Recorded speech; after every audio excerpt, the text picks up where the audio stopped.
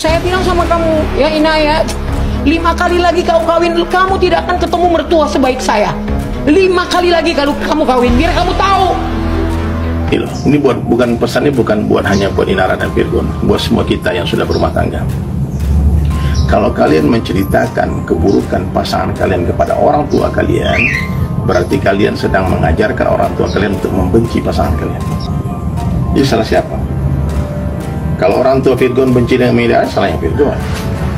Kalau orang tuanya Inara benci sama Virgon, salahnya Inara. Nggak boleh menceritakan aib rumah tangga kepada siapapun. Ingat nih, siapapun yang menikah, kalau kalian punya aib, punya masalah dengan suami, dengan istri, jangan satu orang pun tahu, hatta teman jangan tahu, anak yang tahu. Berantem dalam kamar berdua, pas ada tamu senyum lagi berdua. Jangan ada orang satu pun yang tahu curhat kepada orang masalah rumah tanggamu. Nanti orang ketiga datang. Hati-hati nih yang sudah punya suami nih, datang ke rumah ibu-ibu, suamiku tuh begini, suamiku tuh pemalas, ya benci deh ibu kita, benci mas. Siapa yang ngajarin ibu kita benci mas suami? Siapa? Iki. Nah, jadi hati-hati.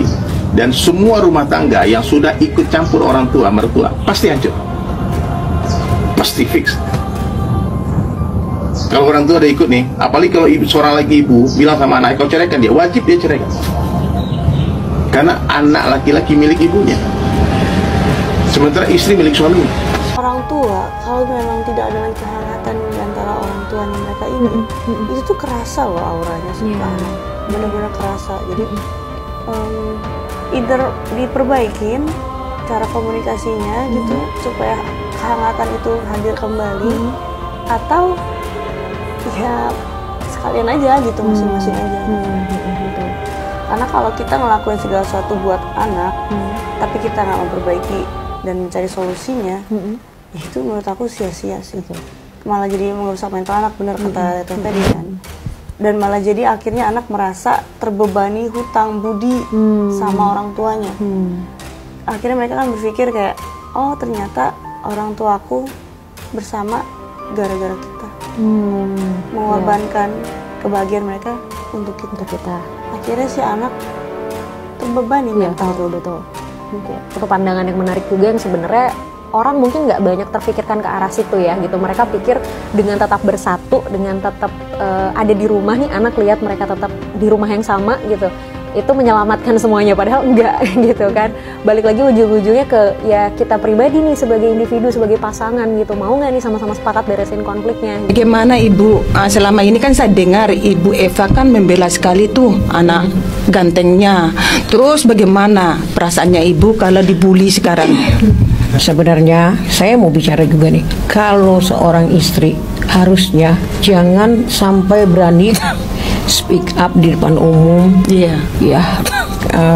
untuk mengumbar aib. Saya rasa di segala agama pasti melarang. Kalau benar terjadi hal yang seperti itu, kan bisa panggil ustadz, panggil ini, panggil saya, panggil semua. Kan benar. Gitu. Kan duduk manis.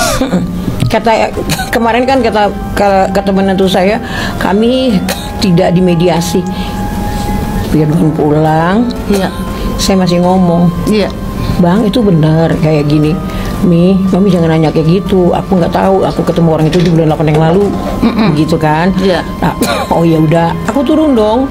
Anakku pergi mau ngisi bensin. Terus habis mau ngisi bensin, aku terus istrinya telepon, ya sholat maghrib bareng ya di sini. Iya katanya. Saya masih dengar itu Bu. Habis itu udah saya main-main sama cucu saya di ruangan ini. Setengah 8, jam 8 dia baru pulang. Dia ketok-ketok pintu, dibukain, nggak dibukain Bu, dikunci pintu, dia lari ke kamar. Saya bilang itu Virgon di luar, buka pintunya. Enggak, Pembantu itu. Oh terus? Nah anak yang tengah-tengah itu ngomong, Opung ada Dedi di depan. Aku bilang sama cucuku, iya kuncinya dibawa Mami ke kamar, gimana dong nak? Aku masih gitu. Penghormatan dia sebagai istri gitu ya, tapi terpaksa dia buka cadar karena dia mau cari nafkah untuk menghidupin anak-anaknya kan. Karena kan dia mungkin dia diambil sama dokter yang skincare wajah itu, jadi harus menampakkan wajahnya. Inara ya? Inara Pak Inara. Sebut aja Mawar, Bun. Namanya Mawar. Namanya Mawar. Oh, namanya kayak bunga gitu, Mawar. Emang bener-bener kayak Mawar ya, kayak bunga Mawar ya. Emang kalau Bunda bilang suaminya nggak bersyukur itu.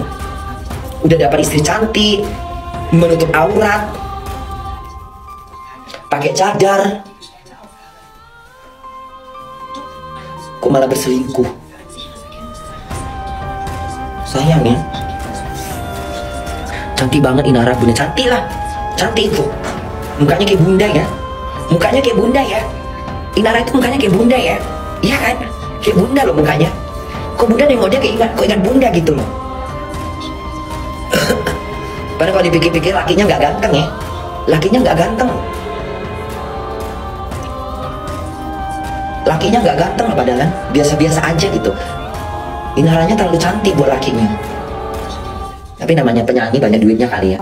Aku cuma pengen nyampein di bulan Mei tahun 2023 ini ke anak-anak, ke Starla, ke Ali, sama Peran, Alon, bahwa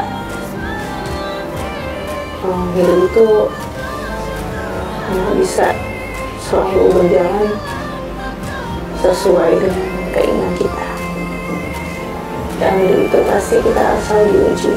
Nah, salah satunya ya ini ujian Mami sama Didi adalah ya dengan berpisah. Ujian kalian juga gitu dengan melihat orang tua kalian berpisah. Tapi yang harus kalian ingat adalah Mami sama Didi selalu sayang sama kalian dan nggak pernah menyesali segala sesuatu apapun yang udah terjadi, karena semua sudah jalannya Allah. Dan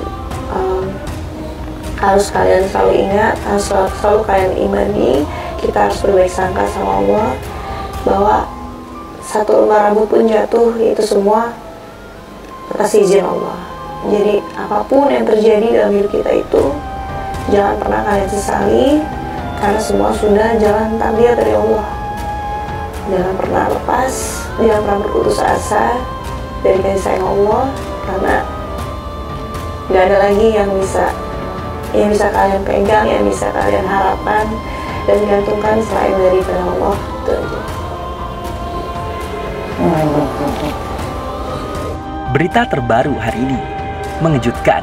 Inara Rusli resmi menggugat cerai sang suaminya, Virgon, ke Pengadilan Agama Jakarta Barat. Hal ini dikonfirmasi oleh kuasa hukum Inara Rusli. Betul, sudah resmi menggugat cerai Virgon, kata Arja Baskara kepada salah satu media sosial. Diketahui, gugatan cerai tersebut didaftarkan pada hari Senin tanggal 22 bulan 5 2023 dan telah terdaftar dengan nomor gugatan 1692-PDT.G/2023-PAJB. Dalam gugatan cerai yang diajukan ke Pengadilan Agama Jakarta Barat, pihak Inara Rusli mengajukan sebanyak 7 tuntutan yang diantaranya termasuk hak asuh dan harta gonogini. Ada 7 tuntutan yang kami ajukan, tutur Arjana Baskara. Berdasarkan keterangan resmi yang diterima detik.com, berikut adalah tuntutan-tuntutan yang diajukan oleh Inara Rusli dalam gugatan perceraiannya. Perihal pertama, cerai gugat pasal 77 ayat 5 kompilasi hukum Islam. Pasal kedua, profesi A. Pisah tinggal dalam satu rumah, nafkah yang harus ditanggung suami selama berlangsung gugatan AQ. B. Pemeliharaan dan pendidikan 3 anak, Lala, Ali, dan Alok. C. Pemeliharaan rumah dan lain-lain pada pasal 136 kompilasi hukum Islam. Pasal 24 Peraturan Pemerintah Nomor 9 Tahun 1975 tentang pelaksanaan Undang-Undang Nomor 1 Tahun 1974 tentang perkawinan, dan lain-lain. Ketiga, hak asuh anak. Keempat, harta gonogini atau harta bersama pada pasal 85 dan 91 kompilasi hukum Islam. 5. Nafkah hadhana dan nafkah anak. 6. Nafkah ibadah dan mut'ah.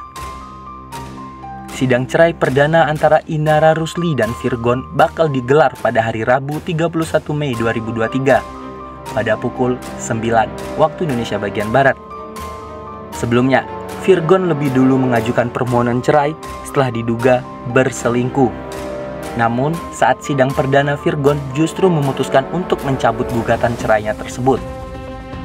Lalu, bagaimana menurut Anda?